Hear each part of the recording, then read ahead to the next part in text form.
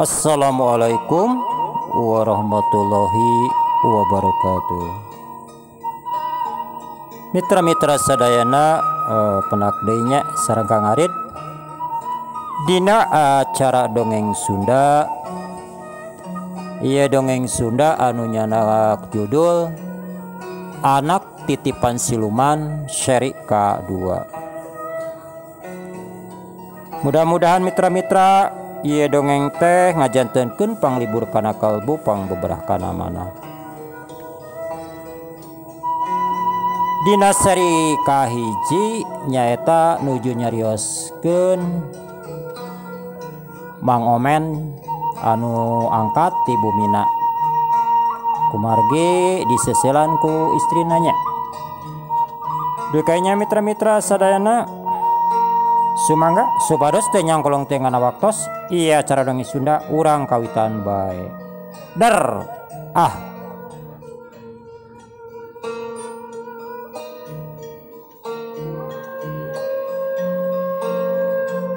Mang Omen turun ti imahna anu saterusna lempang lurus nuju ka belah wetan.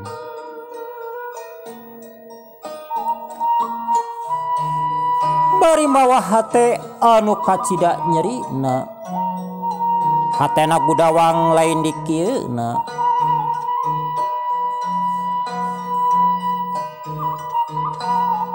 Dina lempangna asa nincak asa henteu, tapi sok sanajan kitu Mang Omen tetep gilig dina atina rek neangan kabeungharan.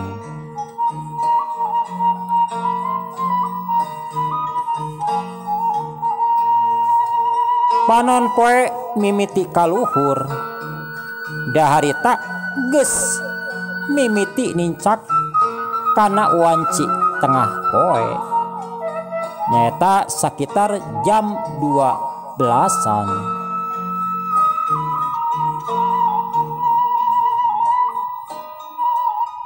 Panas panon poe asa teu karasa ku Mang Omen, bobohan manehna keur dirungrung ku kabingung, diudag-udag ku kasusah.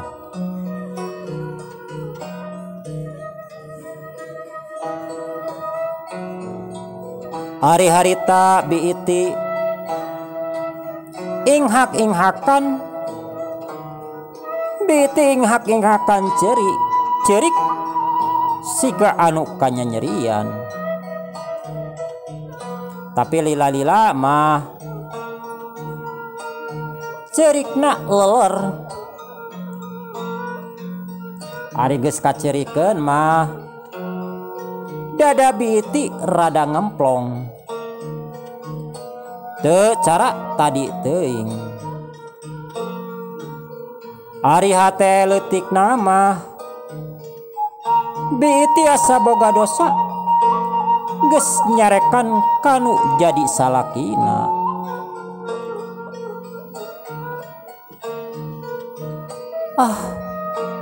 Da pasti engkege bakal balik piraku teuing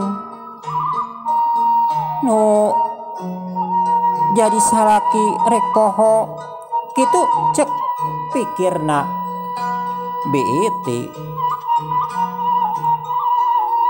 Biti boga sangkaan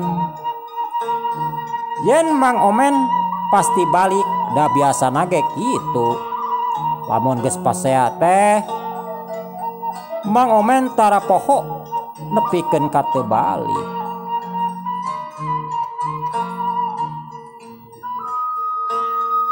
Anu saterusna biiti kuprak-keprek nyangu.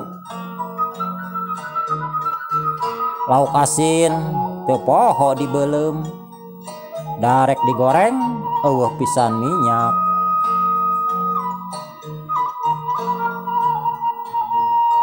Beres nyangu, beres meulem asin peda, tuluy Biti nyambel saya aya we nyambel ge teu dingeunah-ngeunah. Tarasi cengek ditambah we ku gula beureum saeutik. Eta ge saaya-aya pamere tinu jadi lanceukna teh.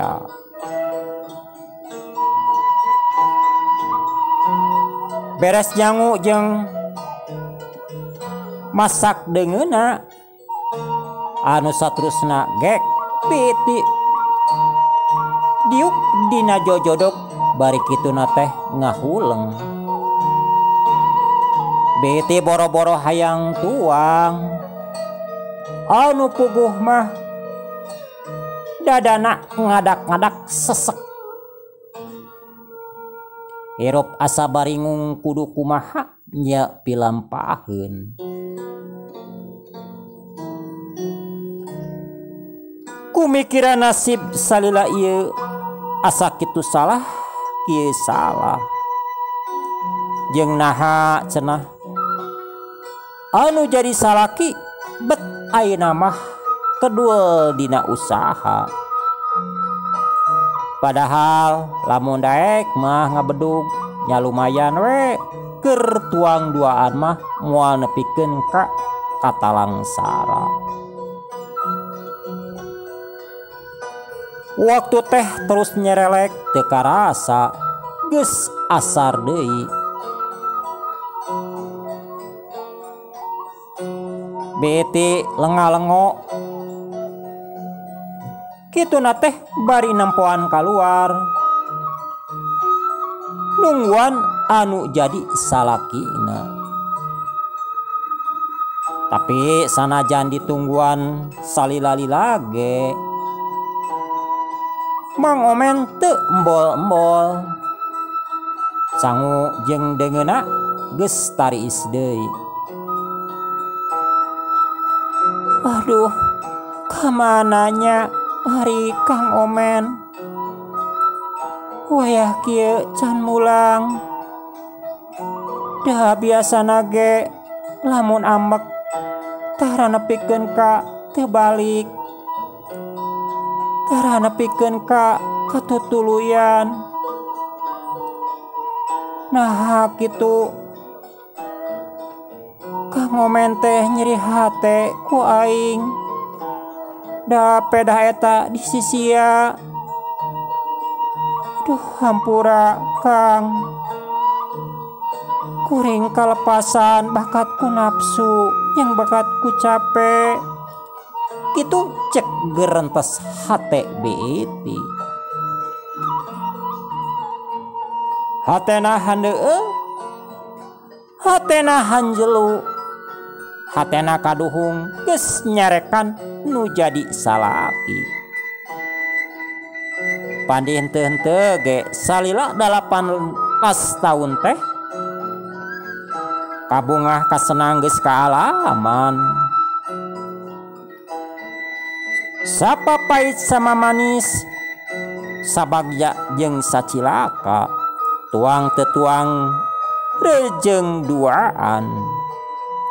Ari ayeuna ku menang masalah kieu nepikeun ka manehna salutak kanu jadi salaki. Nincak kana uan si magrib sareureuk budak. Mang Omen masih keneh can datang.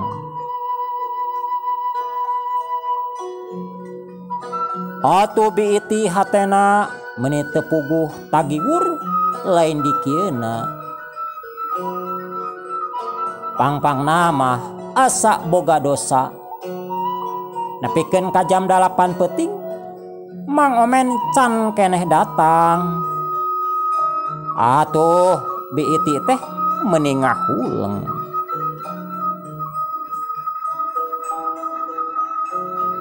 Ari harita Mang Omen lempang geus cukup jauh. Harita geus mimiti reup-reupan. Sora tonggeret geus raeng di sarada.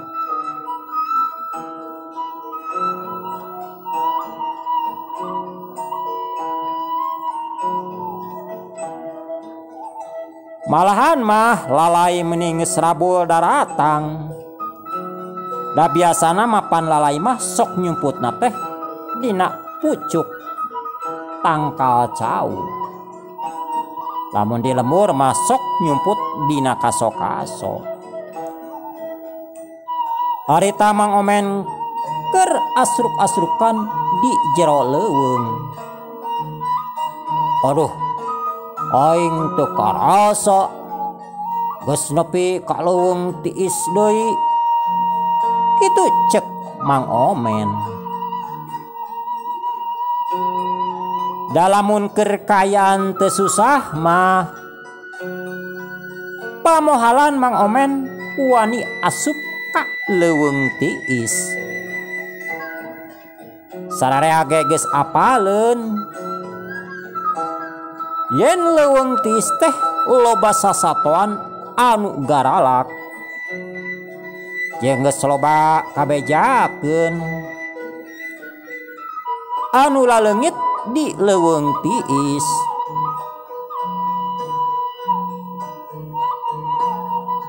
Eta leuweung teh kacida angker jeung sangetna. Malahan mah kungsi aya nu moro kadinya nyaeta nu moro bagong. Salima-lima kabehanana ge teu baralik deui.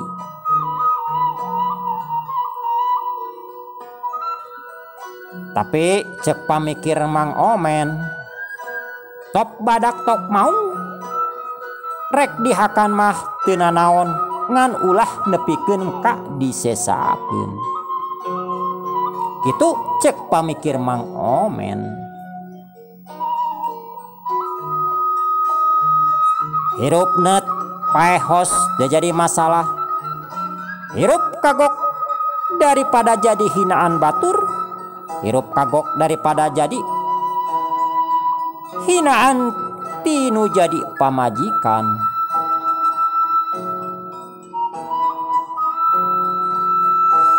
Mang Omen geus teu mikir panjang, geus teu mikirkeun kana kasalamatan dirina.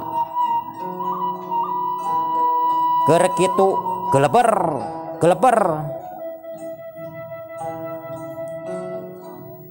Aya kalong anu kacida gedena gegeleberan di luhureun sirah Mang Omen. Mang Omen ge atuh meuni reuwaseun. Kituna teh bari semu anu ngelok.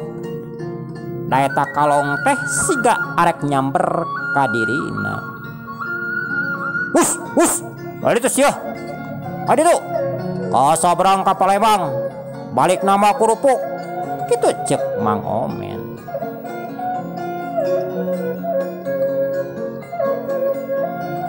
Beki lila, beki poek katamah kan ari ngaran di leuweung atuh.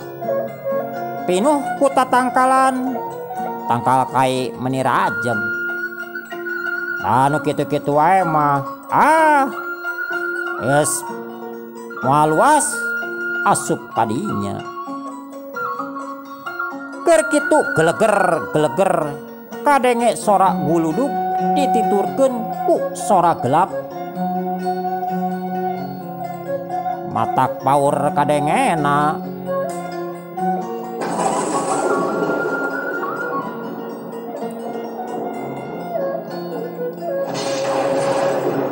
Dituturkeun ku sora guludug. Atuh Mang Omen teh meuni murungkut. Da gelap jeung kikilamban siga anu rek nyamber ka dirina. Keur kitu teh kanyahoan bret. Hujan meuni badag. Kumaha we siga anu meunang nyicikeun ti langit. Atuh Mang Omen buru-buru neangan tangkal anu rada gede. Nyaeta maksudna mah rek ngiuhan. Tapi anggar we awakna baseuh ku hujan. Da hujan teh gede kacida. Terus Mang Omen lumpat ka belah kaler. Keur kitu katempo aya guha pas kacaangan ku kilat. Atuh Mang Omen gancang muru kana eta guha. Lawang guha teh teu pati gede.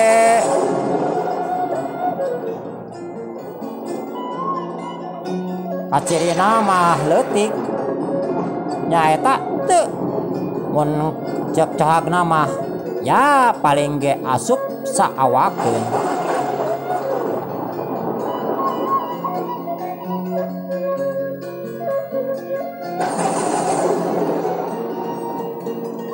Mang Omen gancang muru ka eta guha.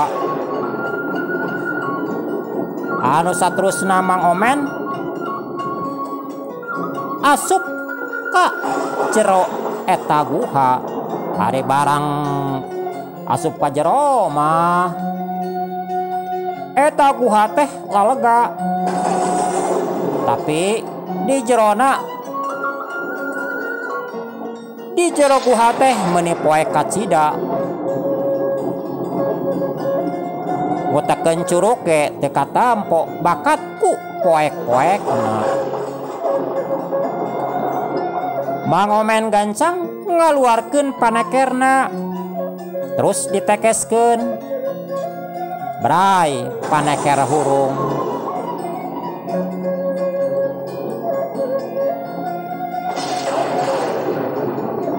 Ari geus hurung mah katampo di jero guha teh. Kitu nate Mang Omen bari rurat reret siga aya nu teangan.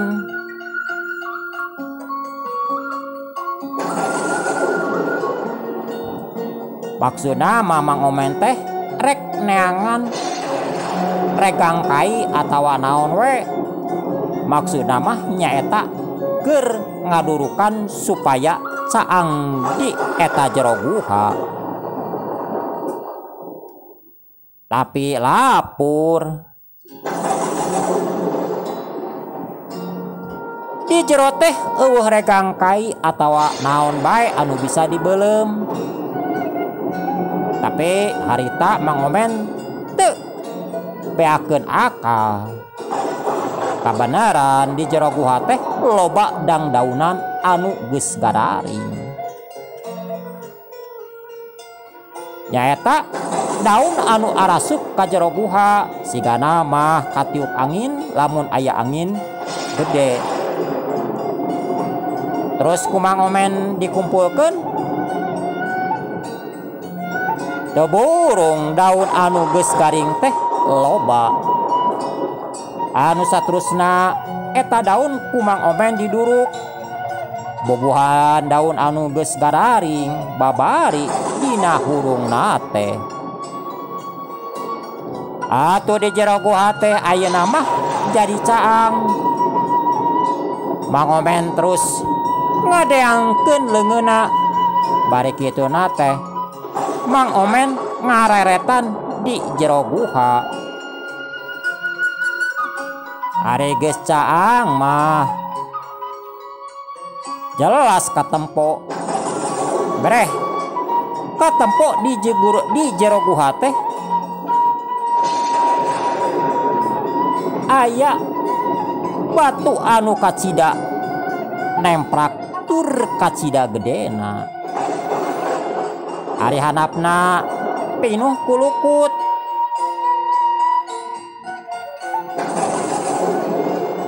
Tapi aneh eta batu teh leucir.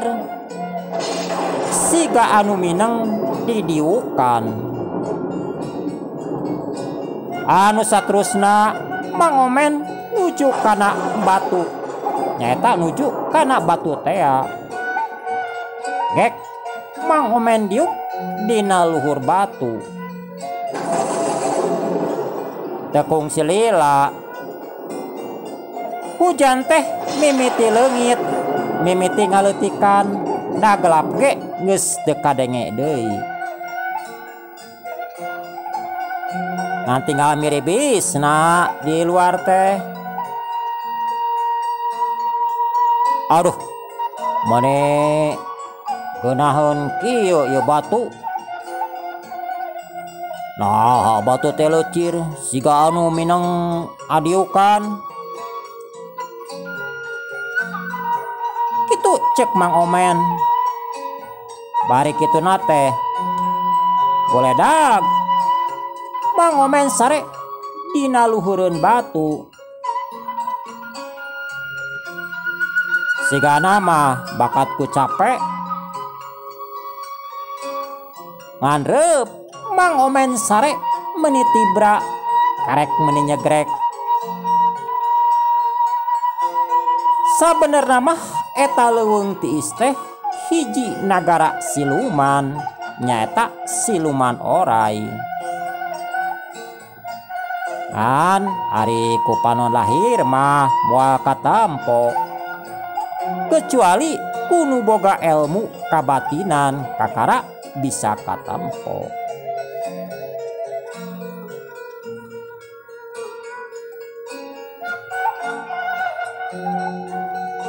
Jeung sabenerna mah eta guha teh lawang atawa hiji gapura gede antara batas alam manusia jeung alam siluman.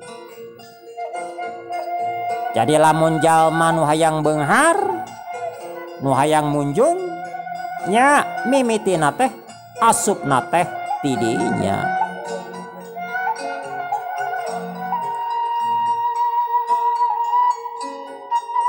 Harita ge di nagara Siluman Oray keur memperbayaksa nyaeta keur ngabahas kahayang putri raja anu boga kahayangna teh Mahiwati nu sejen. Pokona mah teu kapetik ku pikir, teu kahontal ku akal. Lamun di bangsa manusia mah meureunan cita-cita jeung kahayangna teh hayang boga kareta api. Keun ari hayang boga kapal udara mah da bisa. Meureunan tempatna asa boga lahan ari kareta api. Pan kudu boga jalan sorangan, lamun teu kitu nya rek kumaha. Ari kahayang eta putri teh nyaeta hayang boga budak atawa hayang boga turunan ti bangsa manusia. Pan ieu teh geus ngalanggar kana kodrat kasilumanan. Moal mungkin bangsa manusia kawin jeung bangsa siluman. Asa pamohalan, asa mustahil.